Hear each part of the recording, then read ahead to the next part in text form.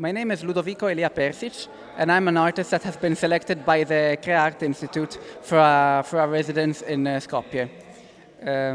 I've arrived at the 4th of October, and I'm going to leave in 2 days. And this is a culmination of 1 month of work that I did with Ana Traјkovska, who became a dear friend of mine. The exhibit is called Fleeting Identities, and it focuses on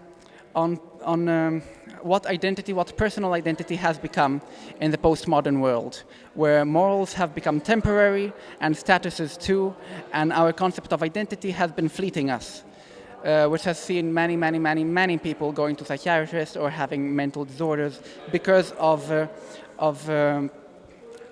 a fleeting sense of identity, because they've lost their own sense of identity, because they have no moral values, they have no consistency in their life. And this is what I focus on this exhibit. The creative process is the main point of this exhibit, which I have represented in the mocha pot, the Italian mocha pot.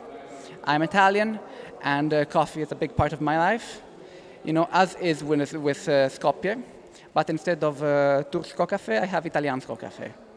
The mocha pot represents the creative process because there are 3 chambers in the mocha pot. The middle chamber is where you put the coffee grounds, which for the artist represents the ideas, our previous lives, our past experiences, our memories, our doubts. They get boiled from the lower chamber, which is where we put the water, which represents time, the fleetingness of life, which represents the current state of time, which represents stress, deadlines.